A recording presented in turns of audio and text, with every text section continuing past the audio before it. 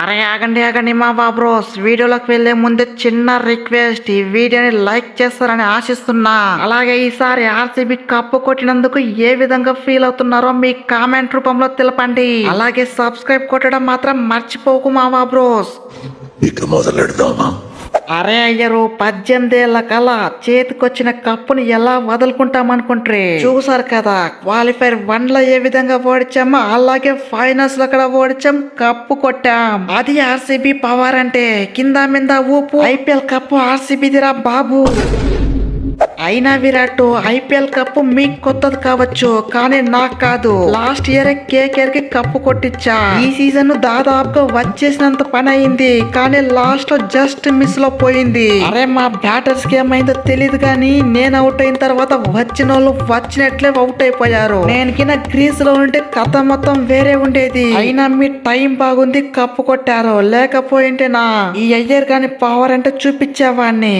నీ బొందరా, నీ బొంద. అయినా అయ్యారు బ్రో, మీకైతే అంత సీన్ లేదు. ఈ ఫుట్ గాడు ఫైనల్ అడుగు పెట్టిన మ్యాచ్ ఒక్కడంటే ఒక్కడు కూడా వదలలేదు. ఏ మ్యాచ్ లోనైనా సరే ఫైనల్ అడుగు పెడితే కప్పు చేతికి రావాల్సిందే. అసలు ఎవరైనా ఎక్స్పెక్ట్ చేశారా 190 రన్స్ ని ఈజీగా కొట్టేస్తారు పంజాబ్ అనుకున్నారు, కానీ మా బౌలర్లు చూసారు కదా ఎంత మంచి పర్ఫార్మెన్స్ ఇచ్చారో. ఎప్పుడు కప్పు కొట్టించేది బ్యాటర్లే కాదు, బౌలర్లు కూడా. చూసారు కదా ఈ మ్యాచ్ లో చూపించాం మా బౌలర్ తడాక ఏంటో. 20 ఓవర్లు ఆడి మా బ్యాటర్ జస్ట్ 190 రన్సే కొట్టింది, కానీ మా బౌలర్లు ఈజీగా డిఫెండ్ చేసి కప్పు కొట్టించాం. అరే కృణాలు, వాటే బౌలింగ్ భయ్యా. 4 ఓవర్లేసి జస్ట్ 17 రన్స్, అది 4 ఎకానమీ. అది ఇంపార్టెంట్ టైమ్ లో ఇంపార్టెంట్ బ్రేక్ త్రూస్. ఫస్ట్ లో మ్యాచ్ చేజారుతున్నప్పుడు ప్రభు సిమ్రాన్ వికెట్ ని వట్టిగానే పీక్ పడేశావు. అలాగే సెకండ్ సారి చేజారుతున్నప్పుడు ఆ జాస్ ఇంగ్లీష్ గాని వట్టిగానే తీసేశావు. ఆ 2 వికెట్లతో ఆర్సీబీకి కొండంత వెలుగునిచ్చావు. కొట్టిన తక్కువ రన్స్ ని మీరైతే మంచి బౌలింగ్ వేసి మ్యాచ్ గెలిపించి కప్పు కొట్టించారు. మీరైతే తోప్ తురుంబయ్యా. అరే విరాట్, నా బ్యాటింగ్ లో కరెంట్ లేకపోవచ్చు, కానీ నా గుండెల్లో మాత్రం 440 వాల్సే. అప్పుడు ఢిల్లీతో ఓడిపోయే మ్యాచ్ ని 73 కొట్టి మ్యాచ్ గెలిపించా. ఇప్పుడు పంజాబ్ తో ఓడిపోయే మ్యాచ్ ని 2 వికెట్లు తీసి 14 రన్లు ఇచ్చి మ్యాచ్ గెలిపించా. మ్యాచ్ మాత్రమే కాదు, మ్యాచ్ తో పాటు ఐపీఎల్ కప్పు కొట్టించి 18 ఏళ్ళగా లేని సంబరాన్ని ఆర్సీబీకి ఈ సంవత్సరం తెప్పించా. ఈ సీజన్ లో అయితే 1 కాదు 2 మ్యాన్ ఆఫ్ ది మ్యాచ్లు గెలిచా. అది కృణాల్ పాండ్యా అంటే. కింద మీద ఊపు, కృణాల్ పాండ్యా తోపు. అరే ఏపీ డివిలర్స్ వల్ల కప్పు కొట్టించే కాలేదు. యూనివర్సల్ బాస్ గేల్ అని ఉన్నప్పుడు కప్పు కొట్టించే కాలేదు. కింగ్ కోహ్లీ అన్న కెప్టెన్ గా ఉన్నప్పుడు కప్పు కొట్టించే కాలేదు, కానీ ఈ పట్టిదార్ కెప్టెన్సీ లో అడుగు పెట్టిండు. ఫస్ట్ సీజన్ కప్పు కొట్టించిండు. అది ఈ పట్టిదార్ పవర్ అంటే. ఇదంతా జస్ట్ శాంపుల్సే, ఇంకా ముందుంది ముసళ్ళ పండగ.